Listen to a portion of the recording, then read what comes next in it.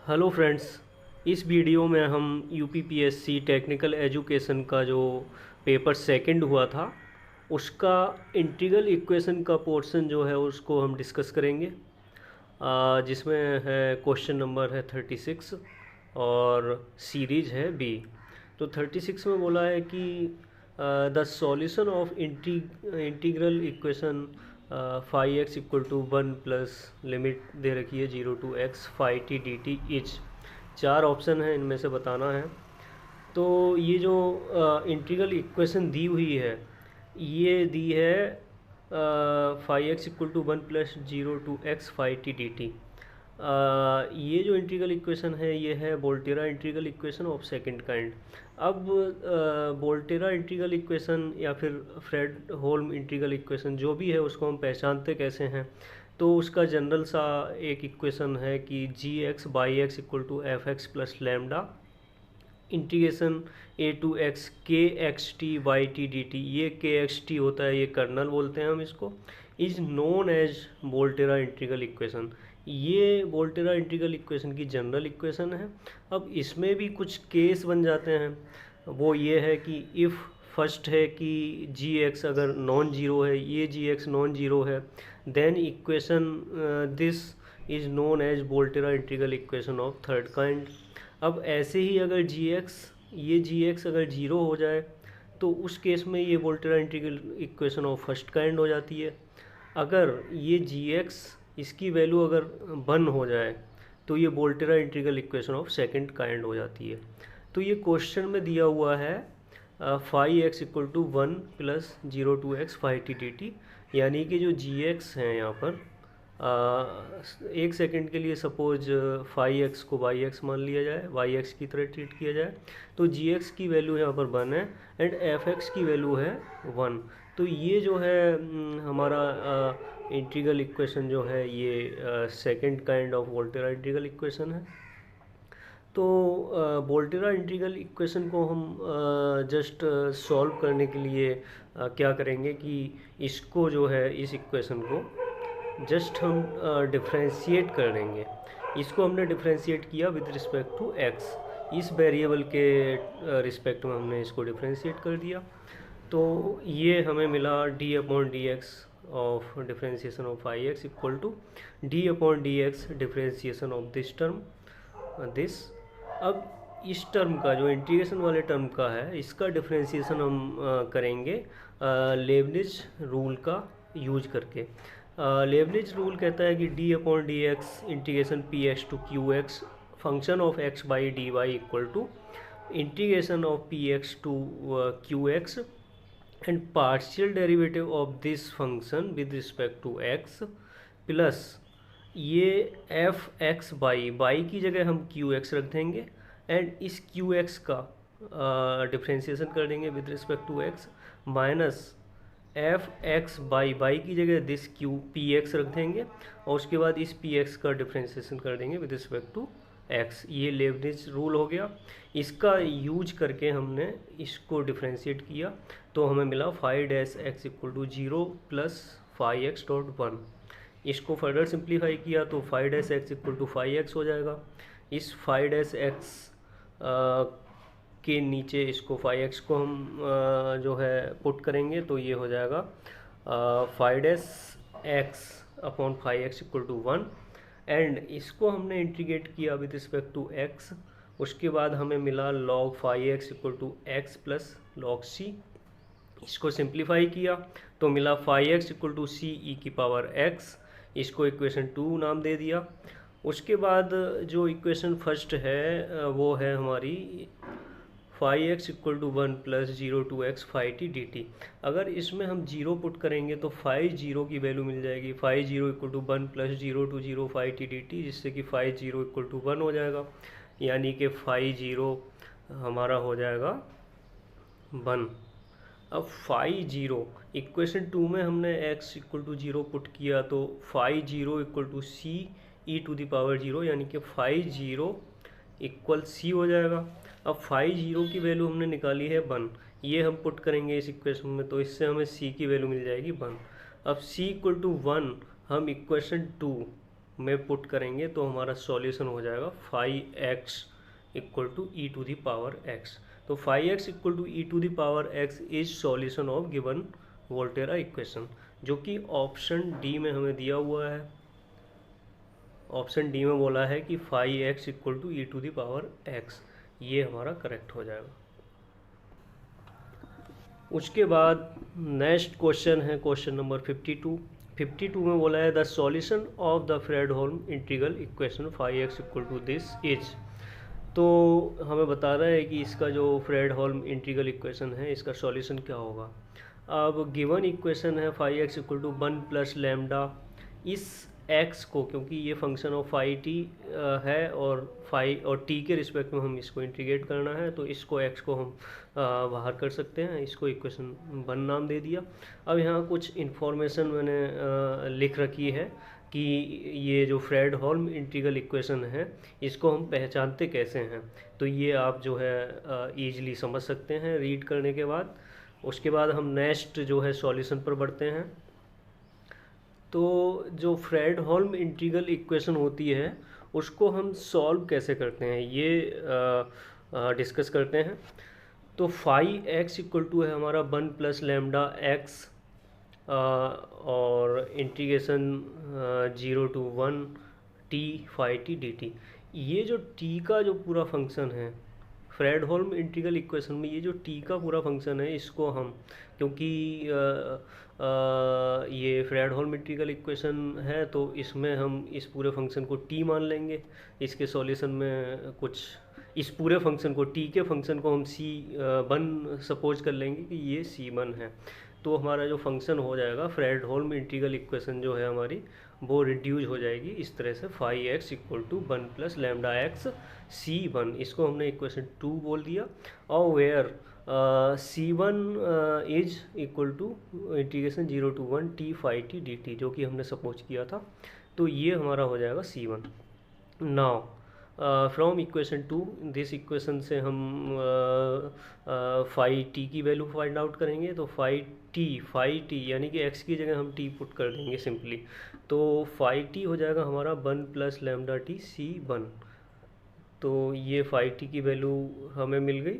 अब इस phi T की वैल्यू जो है इस c1 में रखेंगे हम, तो ये c1 हो जाएगा integration 0 to 1 t 1 plus lambda t c1 dt।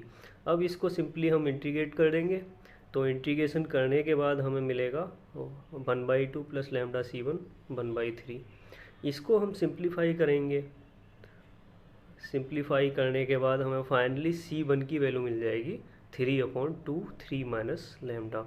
अब इस c1 की वैल्यू हम इस इक्वेशन 2 जो है 5x equal to 1 plus lambda x c1 इसमें पुट कर देंगे सिंपली। तो इसमें पुट करने के बाद हमें सॉल्यूशन मिला 5x equal to 1 plus 3 lambda x upon 2 3 minus lambda. ये हमारा फाइनल सॉल्यूशन होगा। अब ये सॉल्यूशन जो है हमें दे रखा है ऑप्शन नंबर ए में, तो ऑप्शन ए हमारा करेक्ट आंसर होगा। उसके बाद नेक्स्ट क्वेश्चन है हमारा क्वेश्चन नंबर 57। इसमें बोला है कि the eigen values of homogeneous integral equation 5x equal to lambda 1 to 2 xt plus 1 upon xt phi t d t is. अब जो होमोजीनियस इक्वेशन चाहे फ्रेडहोल्म हो या फिर वोल्टेरा हो, उस केस में अगर fx, यहाँ जो fx प्लस समथिंग होता है fx प्लस, तो fx अगर 0 हो जाए दोनों ही इक्वेशन में, तो उस केस में दोनों इक्वेशन होमोजीनियस की टर्म में जो है चेंज हो जाती हैं। तो ये हमारी जो इक्वेशन है ये 5x equal to lambda integration 1 to limit 1 to 2 xt plus 1 upon xt phi t d t, ये इक्वेशन है हमारी फ्रेडहोल्म होमोजीनियस इक्वेशन। तो इसको हमें जो है सॉल्व करके आइगन वैल्यू इसकी फाइंड आउट करनी है। तो ये सिंपली फ्रेडहोल्म इंटीग्रल इक्वेशन है। तो 5x इक्वल टू इसको जो इक्वेशन दी है इसको हमने इक्वेशन नंबर 1 नाम दिया। इसको सिंप्लीफाई किया तो ये कुछ इस तरह से बन जाएगी। उसके बाद जो फर्स्ट इस टर्म में जो t का फंक्शन जो भी बन रहा है उसको हम इंटीग्रेशन के साथ उसको हम c1 मान लेंगे। ऐसे ही इस टर्म में जो टी का फंक्शन जितना भी बन रहा है एक्स को जो है बाहर करने के बाद इंटीग्रेशन से, तो उसको हम मान लेंगे C2। तो सिंपली 5x इक्वल टू हो जाएगा lambda x C1 plus 1/x C2। इसको हमने इक्वेशन 2 नाम दे दिया। अब इस फंक्शन में जो इक्वेशन 2 आया है इसमें C1 की वैल्यू है ये limit 1 to 2 t 5t dt, and C2 जो हमने सपोज किया था वो है ये फंक्शन। अब नाउ हम जो इक्वेशन 2 है हमारी 5x equal to lambda x C1 plus 1/x C2, इससे 5t की वैल्यू निकालेंगे हम। तो सिंपली x की जगह हम पुट कर देंगे t, x equal to t put करने के बाद हमें 5t मिलेगा, 5t equal to lambda t C1 plus 1/t C2। अब ये जो 5t है ये हम इस फर्स्टली हम C1 में पुट करेंगे, फिर उसके बाद C2 में पुट करेंगे, तो कुछ कंडीशंस मिलेंगी, उन कंडीशंस को सॉल्व करना है हमें। तो C1 में पुट करने के बाद हमें मिला C1 equal to lambda integration 1 to 2 t C1 plus 1/t C2 dt। इसको सिंपली हम इंटीग्रेट करेंगे, इंटीग्रेशन इसका निकालेंगे तो फाइनली इसको उसके बाद सिंप्लीफाई करेंगे इंटीग्रेशन निकालने के बाद, तो हमें कुछ इस तरह से सॉल्यूशन मिलेगा। इसको आप सिंपली कर सकते हैं, तो ये हमारा सॉल्यूशन मिलेगा। इसको हम इक्वेशन नंबर 3 नाम देंगे।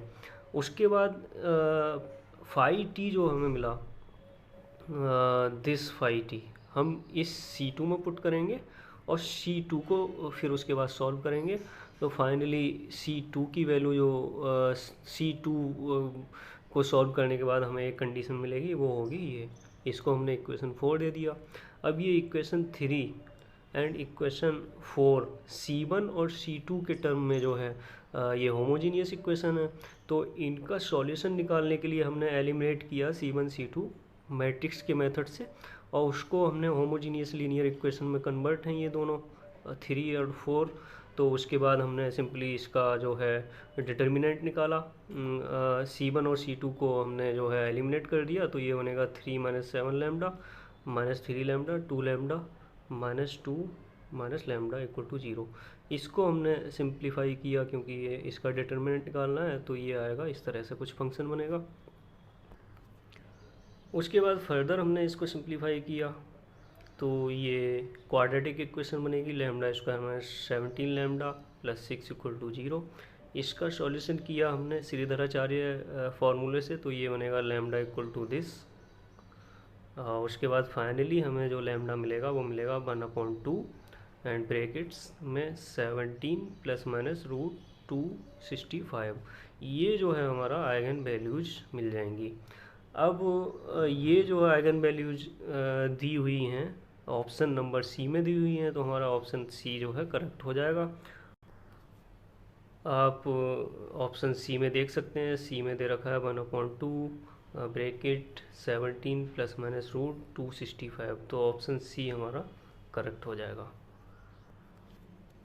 उसके बाद नेक्स्ट क्वेश्चन है क्वेश्चन नंबर 75 एंड सीरीज है भी the solution of linear integral equation 5x equal to x plus 0 to limit 1/2 5t dt। ये इक्वेशन जस्ट हमने अभी थोड़ी देर पहले पढ़ा था कि तो 5x हमें दिया है x plus limit 0 to 1/2 5t dt equation 1। Because ये जो है फ्रेडहोल्म इंटीग्रल इक्वेशन है, तो हम इसको जो है सिंपली लिख सकते हैं 5x equal to x plus C1। C1 जो है हमारा है इंटीग्रेशन 0 टू 1/2 5t dt, जिसको हमने C1 माना है।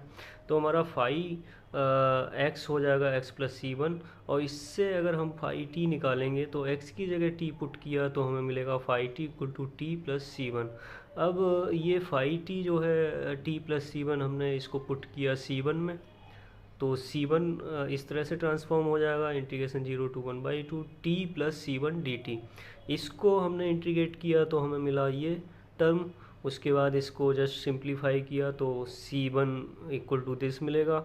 इसको फर्दर सिंप्लीफाई किया तो हमें C1 की वैल्यू मिलेगी C1 इक्वल टू 1/4। अब दिस C1 जो 1/4 आया है इसको हमने पुट किया इक्वेशन 2 में, दिस इक्वेशन 2 में पुट करने के बाद हमें मिला 5x equal to x plus 1/4, जो कि हमारा फाइनली आंसर होगा और जो दिया है ऑप्शन ए में। तो हमारा ऑप्शन ए जो है, option A 5x equal to x plus c/4, ये जो है करेक्ट आंसर होगा। उसके बाद नेक्स्ट क्वेश्चन है question number 97, all iterated kernels of a symmetric kernel is. हमें ऑप्शंस से बताना है कि वो जो iterated kernel of symmetric kernel होगा वो क्या होगा। तो जस्ट हमें general form of integral equation पता है कि वो होती है g(x) equal to f(x) plus lambda integration of a। ये जो लिमिट है अगर ये वेरिएबल हो जाती है तब उस केस में हमारा वोल्टेरा इंटीग्रल इक्वेशन हो जाती है। अगर ये फिक्स कोई एंटिटी यहाँ पुट कर दें, हम सपोज दैट b पुट कर दें जो कि एक नंबर है, तो उस केस में हो जाती है ये फ्रेडहोल्म इंटीग्रल इक्वेशन। इस इक्वेशन में जो kxt वाला टर्म है kxt, तो kxt को हम बोलते हैं कर्नल। अब उसके बाद हम कुछ डेफिनेशंस जो लिखी हुई हैं यहाँ उनको हम डिस्कस करते हैं। तो सिमेट्रिक कर्नल क्या होता है? If this xt can be written as kxt equal to, ये दोनों टर्म अगर बराबर होते हैं बार लगाने के बाद, अगर ये दोनों वैल्यूज बराबर आती हैं तो उस केस में जो कर्नल होता है हमारा ये हो जाता है सिमेट्रिक कर्नल। लेट एक एग्जांपल देखते हैं। अगर kxt इक्वल टू हमारा x प्लस टी, सपोज यहाँ पर x प्लस टी लिखा हुआ है, तो ये kxt equal to x plus t लिखा हुआ है। उसके बाद इस पे पूरे पे हम अगर बार लेंगे तो ये हो जाएगा, और उसके बाद tx जस्ट इंटरचेंज करेंगे तो ये हो जाएगा t प्लस एक्स का बार।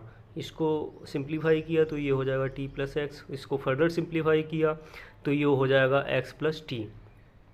अब ये k बार टी एक्स जो है आया हमारा kxt के बराबर, दोनों ही टर्म इक्वल हैं, तो ये हमारा जो कर्नल था kxt equal to x plus t, ये सिमेट्रिक कर्नल कहलाएगा। अब ऐसे ही एक है इसमें ऑप्शन में डी में दिया है हर्मिशियन कर्नल।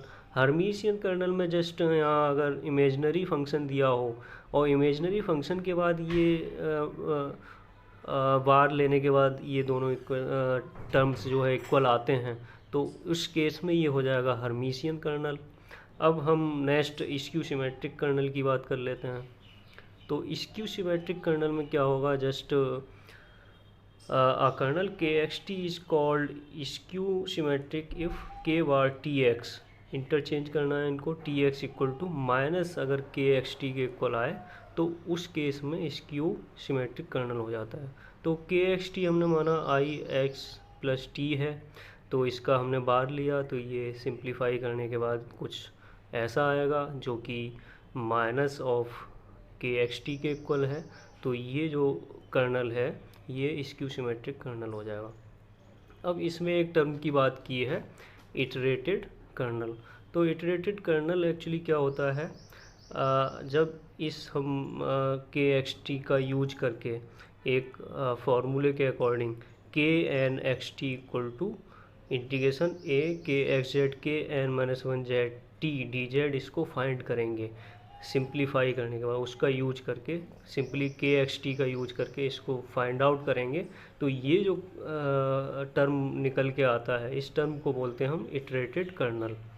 तो इटरेटेड कर्नल में अगर kn(xt) equal to integration a to b kxz kn-1z t dz दिया हो, ये लिमिट्स इस तरह से दी हो, तो उस केस में ये हो जाता है फ्रेडहोल्म इंटीग्रल इक्वेशन के केस में ये हो जाता है इटरेटेड कर्नल। और ऐसे ही अगर लिमिट में ये b की जगह x पुट कर दिया जाए तो उस केस में हो जाता है ये वोल्टेरा इंटीग्रल इक्वेशन का इटरेटेड कर्नल। अब सिंपली ये डेफिनेशंस हमने पढ़ ली, लेकिन एक इसमें टर्म दिया हुआ है हिल्बर्ट कर्नल। तो एक्चुअली हिल्बर्ट कर्नल्स के बारे में मुझे कोई ज़्यादा इन्फॉर्मेशन नहीं है, तो इसको मैं स्किप कर रहा हूँ। और उसके बाद फाइनली हम इस पे डिस्कशन पे पहुँचें तो इसका कंक्लूजन निकलता है कि इटरेटेड कर्नल हम किसी भी कर्नल का फाइंड करेंगे, उसके बाद हम सिंपली सिमेट्रिक कर्नल की डेफिनेशन का यूज करने के बाद हम फाइंड आउट करेंगे कि वो जो इटरेटेड कर्नल है वो भी हमारा सिमेट्रिक ही होगा। ये हर किसी कर्नल सिमेट्रिक कर्नल के केस में होता है। सिमेट्रिक कर्नल का जो इटरेटेड कर्नल है वो सिमेट्रिक ही होता है। तो हमारा ऑप्शन बी जो कि सिमेट्रिक दे रखा है, तो सिमेट्रिक वाला हमारा ऑप्शन बी जो है करेक्ट हो जाएगा, क्योंकि all iterated kernels of a symmetric kernel is symmetric, हमेशा सिमेट्रिक ही निकलता है। सिमेट्रिक कर्नल का जो इटरेटेड कर्नल निकालेंगे हम वो सिमेट्रिक ही होगा, तो ऑप्शन बी हमारा करेक्ट हो जाएगा। उसके बाद एक नेक्स्ट क्वेश्चन है, क्वेश्चन नंबर 103। इसमें बोला है which one of the following is Volterra integral equation. इस क्वेश्चन में जस्ट हमें ये फाइंड करना है कि ये जो 4 इक्वेशन हैं, इन 4 इक्वेशंस में से वोल्टेरा इंटीग्रल इक्वेशन कौन सी होगी। तो हमें पता है कि अगर g x by x equal to f x plus lambda a to x k x t by t d t, ये जो इक्वेशन है ये हमारा जो है इक्वेशन, इसको हम बोलते हैं वोल्टेरा इंटीग्रल इक्वेशन। अगर g x equal not zero हो तो उस केस में ये हो जाती है Volterra integral equation of third kind, and this g x अगर जीरो हो जाए तो उस केस में ये Volterra integral equation of first kind हो जाती है। ऐसे ही अगर ये जी एक्स 1 हो जाए तो उस केस में ये हो जाती है Volterra integral equation of second kind. तो हम इस डेफिनेशन से इसमें से जो है फाइंड करेंगे, तो इसमें जो है फर्स्ट ए ऑप्शन में लिमिट दे रखी है 0 to 1, दोनों ही जो लिमिट्स हैं ये फिक्स्ड लिमिट हैं, ये एक नंबर हैं, तो ये जो है हमारा वोल्टेरा इंटीग्रल इक्वेशन नहीं बनेगी। उसके बाद सेकंड टर्म में भी देखते हैं हम 0 to पाई, जो भी फिक्स लिमिट है, तो ये भी नहीं बनेगी हमारी। उसके बाद डी ऑप्शन में देखते हैं हम, डी में ए टू बी दे रखा है, ये भी फिक्स्ड है कोई नंबर, तो ये भी नहीं बनेगा। अब सी ऑप्शन में दे रखा है by x equal to x plus 0 to x, x कोई वेरिएबल है, तो ये हमारा बन जाएगा वोल्टेरा इंटीग्रल इक्वेशन, जो कि हमने ये जो डेफिनेशंस दी हुई हैं इसके अकॉर्डिंग हम कह सकते हैं कि ये सी ऑप्शन हमारा सही हो जाएगा।